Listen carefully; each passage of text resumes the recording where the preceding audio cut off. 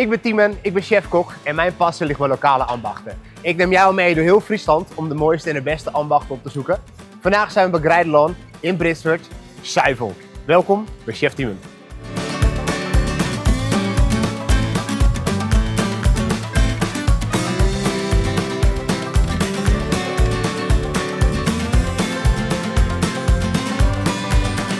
Annemarie, we staan in je winkel vandaag.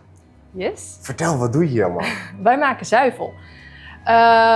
Ons eigen Grijdeloon zuivel. Ja. Wij zijn ermee begonnen omdat de melk, hoe wij die kennen, hoe die uit de koe komt, dat is niet meer herkenbaar in de supermarkt. Oké. Ja, dat wordt zo bewerkt dat je niet meer proeft dat het boerenmelk is. En daar wouden wij wat anders mee. Toen zijn we eerst bij de fabriek weggegaan, zijn we gaan leveren aan de Frieske. Die maken de heerlijke kaas met echte melk, zonder toevoegingen, zonder kleurstoffen, zonder gekkigheid, volle melk erin. Ja. En toen waren we aan het zoeken, waar komt dan de zure zuivel? Nou ja, dat was niet echt een afnemer, dus toen zeiden we, dan gaan we dat zelf proberen. Wil je hem proeven, de melk? Nou, lekker. Doe Want maar. wij hebben de, Ja. nou ja, jij kent dat natuurlijk, maar dan weet je het verschil wat wij bedoelen. Want deze is wel gepasteuriseerd, anders mag ik het niet verkopen in de fles. Precies. Maar dit is wel de echte melk hoe die hoort te zijn. We hebben er niks uitgehaald, we hebben er niks aan toegevoegd. Nou ja, en dat konden wij nergens meer vinden. Ja, bij de boer natuurlijk, of bij een melktab. En zo zijn we begonnen. Het is zo vet, het is zo romig. Het is... Ja. Je merkt gewoon dat het echt is. Ja. En wat gaan we eigenlijk meenemen vandaag, Annemarie? Jij krijgt de hangop mee. Hangop is uitgehangen yoghurt. Dat wordt het, ja, de yoghurt maak ik, die staat ook te fermenteren. Die wordt uitgehangen, dan drupten wij eruit en dan blijft er een stevigere, dus het is dikkere yoghurt. volle yoghurt over eigenlijk. Ja. Oké. Veel sporters eten dat ook. Dat is een goede eiwittrek, ja. Ja. En de kefir krijg je mee, want ja, dat is ook onze topper. En dat is vrij nieuw. Het is heel oud, maar voor veel mensen ook wel nieuw. Dus, Toch ook weer nieuw. Die ga ik meekrijgen. Stoofpeertjes gaan we vandaag maken in de keuken van boer Bart. Vandaag dus de kefir en de hangop gaan we gebruiken van Grijdeloon in Britswerd. Een zuivelbedrijf. En ja, hoe lekker is dat om daar stoofpeertjes bij te maken? We gaan dus beginnen met de peertjes schillen en daarna koken in een heerlijke suiker-citrussiroop. We beginnen met schillen. Belangrijk is dat je de schillen niet weggooit, want daar zit allemaal smaak in. Wat we gaan doen eigenlijk is dus een bouillon maken van deze schillen. Vroeger deed oma van dat, hoe heette dat ook alweer? Van dat roze suiker erbij. Vaak vind je dat ook nog wel in de supermarkt. Van dat roze suiker, dat gooi je er dan in. Gaan wij niet doen. Niet super gezond voor je. Wij gaan het doen met normaal suiker. Ook niet super gezond voor je, maar wel heel lekker. Daarbij hebben we kaneel en een klein beetje vanillesuiker. Om die diepte te creëren. Hier gaat water op. En citrus. We hebben 2 mandarijnen en 2 citroenen. Ik heb ze beide net gewassen. En wat je doet, je snijdt ze eigenlijk door midden. Als er pitjes in zitten, maakt niet uit. Want het water, dat ga je zo meteen zeven en daarna inkoken voor het sausje. Wat we gaan doen, is deze uitknijpen. Sap er dus uit. En de schillen er ook in. Daar zit heel veel smaak in. Daarom dus heel belangrijk dat je ze van tevoren even wast. Al het sap, schillen, zitten in de pan. Water erop.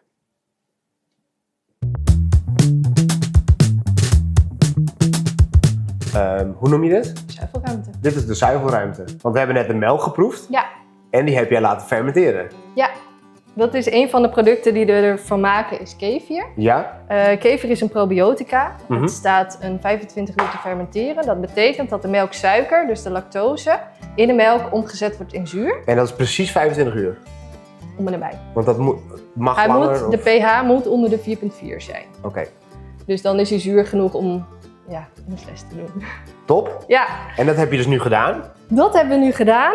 Gisteren heb ik hem aangezuurd en nu is hij klaar om gegoten te worden. Sinds kort hebben we een vulmachientje, daar zijn we heel trots op, maar dat is nog wel een beetje nieuw. Dus wat een mooi ding. Ja.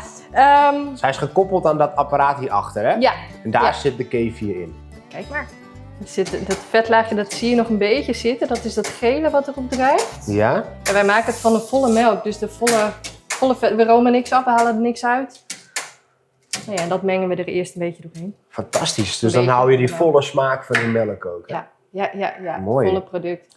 Maar wat is probiotica nou eigenlijk? Ja, probiotica is heel goed voor de darmen. De darmen die hebben bacteriën nodig, goede bacteriën. Je hoort ook wel vaak dat ze als je een antibiotica-kuur gehad hebt, dan moeten die bacteriebalans die moet weer herstellen in darmen. Ja? En dan is probiotica heel goed. Het zijn 7, want eigenlijk is yoghurt zit ook gewoon probiotica in, hè? Ja. Dat is ook gewoon van bacteriën gemaakt. Maar daar zitten 2 stammen in en hier zitten er 7 in. Die zitten er 7 al in? 7 bacteriestammen zitten erin. Dus eigenlijk zou iedereen elke ochtend een glaasje kefir moeten drinken? Eigenlijk wel. Wel hè? Eigenlijk wel, ja, dat is wel heel gezond. Dus... We zien ook wel heel veel mensen terugkomen die zeggen of het is goed voor mijn darmen, of die voelen zich er goed bij. Ja. Of voor de huid, hebben we ook al veel, dat de huid heel erg verbetert, dat een onrustige huid beter wordt. Oké.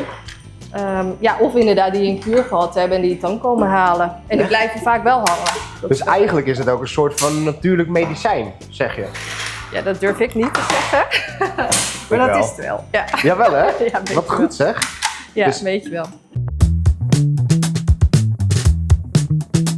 Zo, water zit erin. Deze doen we erin. De klokhuizen gaan er ook bij, want daar zit ook weer smaak in. Later vis je de stoofpeertjes eruit. En laat je de rest inkoken, zoals ik zei. Zo. Deze stukjes gaan hierin. En dit gaan we lekker opzetten. En ondertussen gaan we de hangop maken met vanille.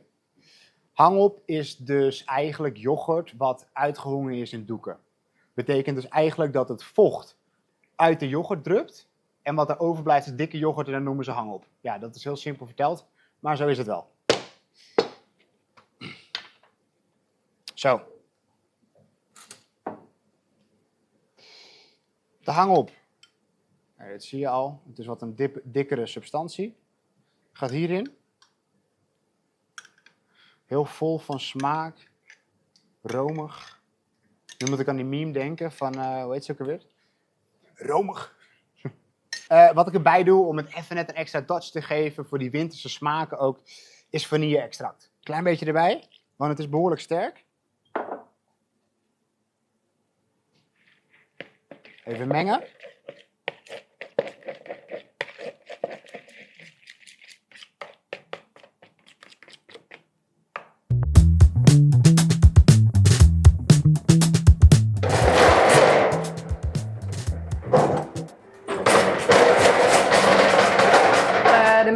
De melk met robots, dat gaat in de tank. Die staat hier Die staat buiten. hierachter, ja. Heb ik melk nodig, dan zet ik mijn eigen tank hier neer. Dan zit hier een zwanenhals. Die doe ik in mijn tankje. Dus dit komt eigenlijk rechtstreeks van de robot. Gaat dit zo in deze Ja, dan gaat slangetje. deze hier aan. Hoppatee. Hoppa.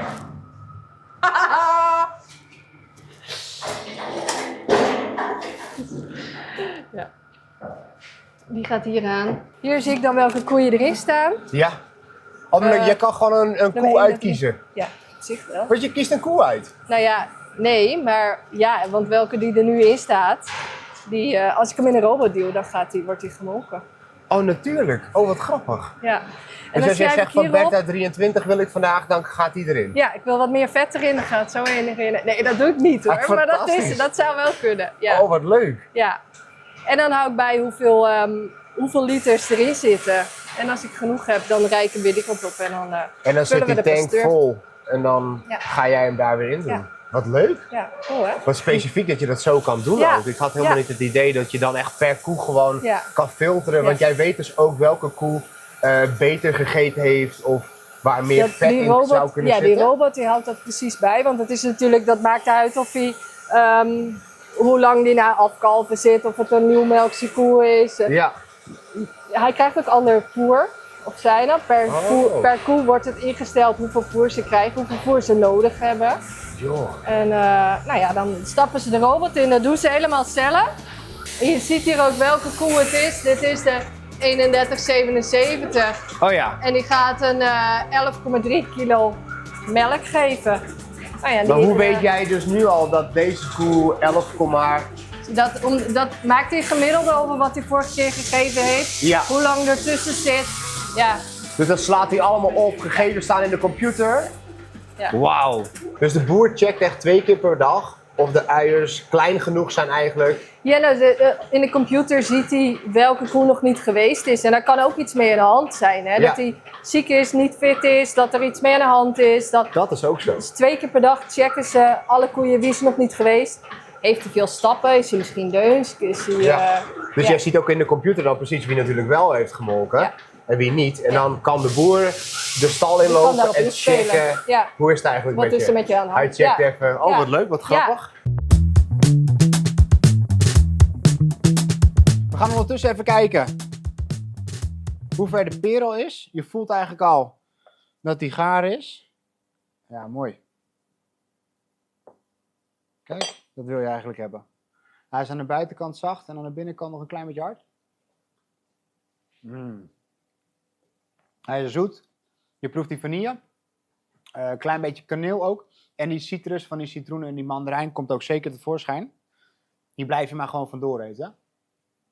De peren zijn dus gaar. Wat we gaan doen is het vocht zeven. En dit vocht gaan we opzetten en laten reduceren. Totdat het dikker wordt. De peertjes die hierin zitten zijn gaar. Dus die kunnen we eruit halen.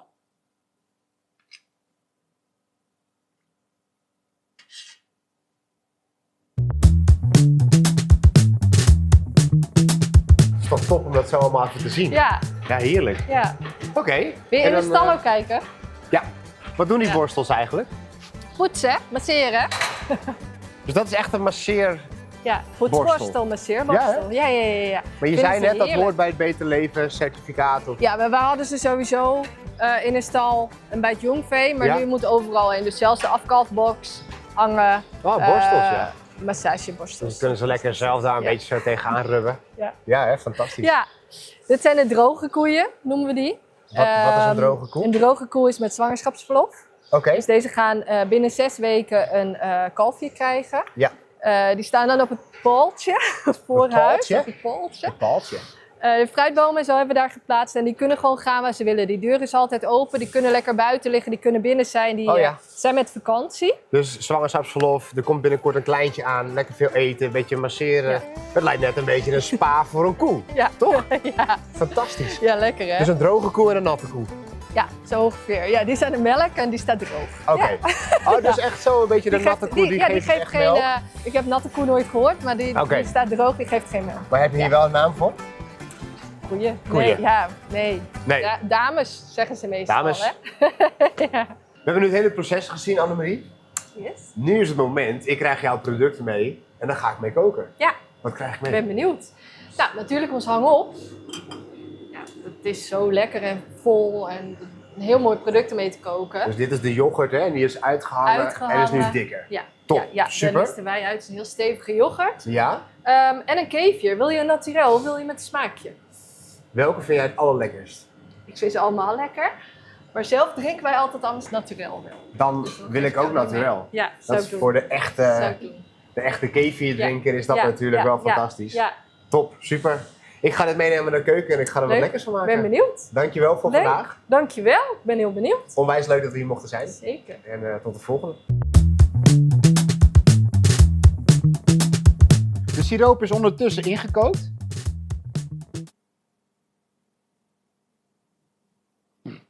En dan gaan we dus serveren bij het gerecht. De peertjes gaan we in het bord doen.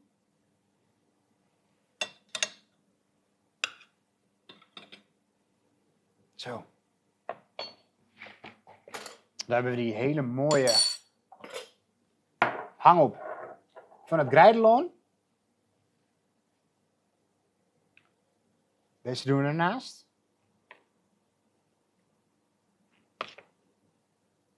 Zo.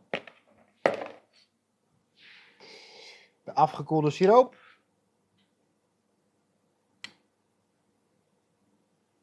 Een klein beetje hier overheen. Oh, jongens. Dan heb ik wat bloemetjes geplukt. De goudse bloem is dit. Of de, ja, goudse bloem. Uit de tuin. Die gaan er overheen. Korenbloem. Is allemaal eetbaar. En fleurt je gerecht gewoon echt een beetje op. Vooral desserts. Als je er wat bloemetjes overheen doet. Dit is hem dan. De stoofpeertjes met vanillehang op van Grijdelan.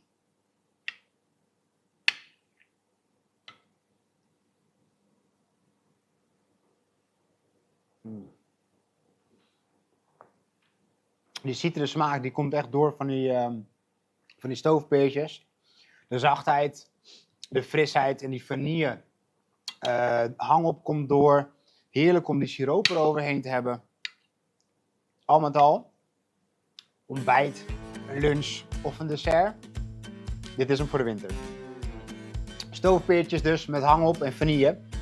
Dit was hem weer. Eet smakelijk en tot volgende week. Komende week in Chef Timon ga ik jou laten zien dat we het met deze tarwebloem kunnen doen. We gaan flatbreads maken op een hele makkelijke en simpele manier. Met onwijs lekkere bloem van de graanwinkel.